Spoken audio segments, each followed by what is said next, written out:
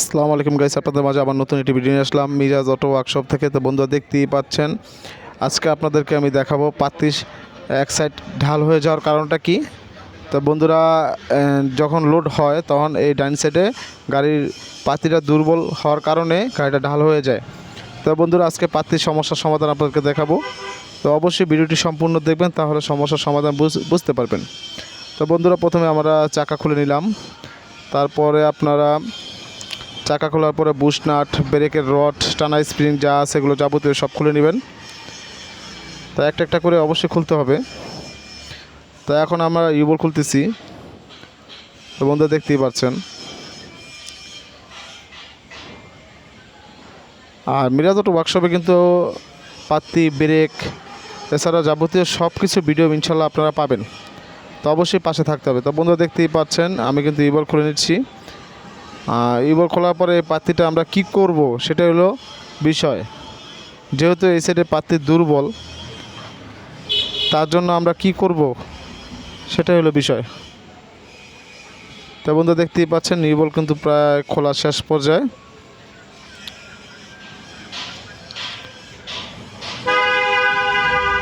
তা আমি ইউবলটি কিন্তু দ্রুতভাবে খুলে নিচ্ছি। তো বন্ধু, আমাদের ইউবল খোলা কিন্তু খোলা শেষ। তো এখন আমরা সামনের যে বুশনাটটা আছে সেটা খুলবো। খুলে অবশ্যই ডিফেন্সেলের পাইপের ভিতরে একটা জগ লাগিয়ে পাত্তিটা খুলবেন আপনারা। বন্ধু দেখতেই পাচ্ছেন, আমি কিন্তু এখন সামনে বুশনাট প্রায় খোলা শেষ। তো এখন আমি জগ বাজিয়ে নিব, বাজিয়ে তারপরে পাত্তিটা খুলে নিব। না হলে কিন্তু এটা নিয়ে বিশাল একটা রিস্কের বিষয়, গাড়ি পড়ে যাবে। তো বন্ধু দেখতেই পাচ্ছেন। তো এখন আমাদের জগ উঠান শেষ। এখন আমরা বুশনাটগুলো খুলে পাত্তি বের করে নিব। তো বন্ধুরা, আমাদের পাত্তি খোলা কিন্তু শেষ। আর এখানে কোন পাত্তিটা দুর্বল ওইটার বদলে আমরা কি করব সেটা সলিউশনগুলোই দেখতে পারবেন এই ভিডিওর মাধ্যমে। তখন পাত্তির ক্লাম যেগুলো আছে সেগুলো কিন্তু ঝালাই করা, পাত্তির নাটটাও নষ্ট হয়ে গেছে, তার জন্য কেটে নিলাম। আর ঝালাইগুলো কিন্তু আমরা কেটে এখন পাত্তিগুলো সব আলাদা করব। আর এটার ভিতরে যে দুর্বল পাত্তিটা আমরা সেটাই আগে বের করব, যে দুর্বল পাত্তি কোনটা আছে। তো বন্ধু দেখতেই পাচ্ছেন, আমি কিন্তু অলরেডি পাত্তি খোলা শুরু করে দিয়েছি। আমাদের পাত্তি খোলা কিন্তু শেষ। এখন আমরা দেখব যে এটার ভিতরে দুর্বল পাত্তি কোনটা আছে। তা আমি কিন্তু টেস্ট করতেছি মেন পাত্তি ঠিক আছে কিনা। মেন পাত্তি ঠিক আছে। এখন কিন্তু আমরা একটা সেকেন্ড পাত্তি নিয়ে নিলাম। যেহেতু দুর্বল তার জন্য একটা সেকেন্ড পাত্তি দিয়েছি। ইন্ডিয়ান পাত্তি খুব ভালো পাত্তি।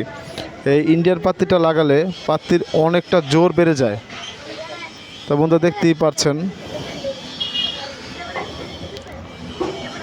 তো বন্ধুরা, আমরা কিন্তু এখন ওই যে ক্লামগুলো যে ঝালাই করা ছিল ওই ক্লামগুলো নষ্ট হয়ে গেছে, তার কারণে আমরা এখন নতুন ক্লাম বানিয়ে দিব। ওটা কিন্তু ভালো মতো ঘষে যান, ঝালাইটা ভালো মতো ধরে, তার জন্য ওই ভালো মতো ঘষে ওটা ফিটিং করতেছি। তারপরে আমরা এটার ভিতরে একজোড়া ক্লাম লাগিয়ে দেবো সুন্দরভাবে, জানি এই ক্লামটা দীর্ঘদিন ইউজ করা যায়। আর ক্লামটা কারণ যেন পাত্তিটা টাইট থাকে। আর পাত্তিটা যদি টাইট থাকে তাহলে পাত্তিটা খেলবে ভালো আর লড়বে না। তো বন্ধু দেখতেই পাচ্ছেন, এখন কিন্তু আমরা মোটা ফ্ল্যাট বার কেটে নিচ্ছি ক্লাম বানানোর জন্য। এখন আমরা কিন্তু ঝালাই দিব, ঝালাই দিয়ে পাত্তির যে ক্লামটা ওটা বানিয়ে নিব। তো এভাবে আপনারা যদি ক্লাম বানান, পাত্তির যে সমস্যার সমাধানগুলো, পাত্তির যে অনেক সময় দেখা যায় বেঁকা হয়ে যায় তার জন্য এই ক্লামগুলো দিলে আপনার পাত্তি কিছু হবে না, পাত্তি এক জায়গায় থাকবে। এতে পাত্তির উপর লোডটা সমানভাবে পড়বে। তো আমাদের কিন্তু এখন ক্লাম লাগানোর শেষ পর্যায়ে। আর ক্লামের ঝালাইগুলো অবশ্যই একটু ভালো মতো দিবেন, নাহলে ছুটে গেলে সমস্যা হবে। তো বন্ধু দেখতেই পাচ্ছেন, ক্লাম কিন্তু আমি বানিয়ে নিয়েছি। এখন পাত্তিটাকে কিন্তু আমি ক্লামটি লাগিয়ে দিতেছি।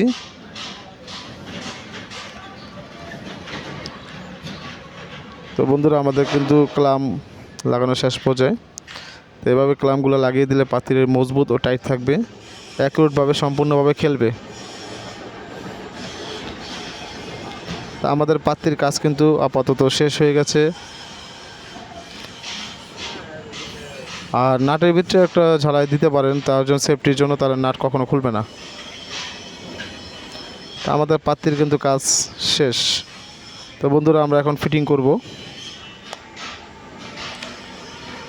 তো আপনাদের যদি পাত্তির বুশমুড় খারাপ হয় অবশ্যই এগুলো চেঞ্জ করে নেবেন, নিবল টিবল যদি খারাপ হয় অবশ্যই এগুলো চেঞ্জ করে নেবেন। তো এখন বন্ধু দেখতেই পাচ্ছেন আমরা পাত্তিটা দ্রুতভাবে ফিটিং করে ফেলবো। আর আমাদের যে সমস্যার কারণে গাড়িটা এক সাইড ঢাল হতো, ওই একটা পাত্তি ভরে দেওয়ার কারণে আপনার ঢালটা ওটা সমস্যার সমাধান হয়ে যাবে। তো এভাবে আপনার পাত্তির সমস্যার সমাধানগুলো আপনারা নিজেরাই করতে পারেন।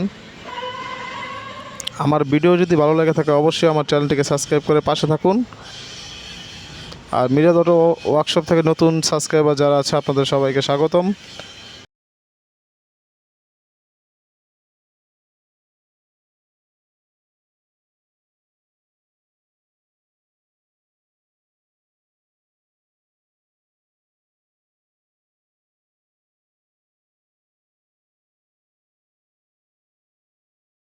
তো বন্ধুরা আজ এই পর্যন্তই। আসসালামু আলাইকুম, আল্লাহ হাফেজ। মিরাজ অটো ওয়ার্কশপে আপনাদের সবাইকে স্বাগতম। এই নিয়ে আমি বিদায় নিচ্ছি। আবার নতুন কোনো ভিডিও পেতে হলে অবশ্যই চ্যানেলটিকে সাবস্ক্রাইব করে আপনাদের বেল আইকনটি অন করে আপনারা পাশে থাকুন। ধন্যবাদ আমার ভিডিও দেখার জন্য। আল্লাহ হাফেজ।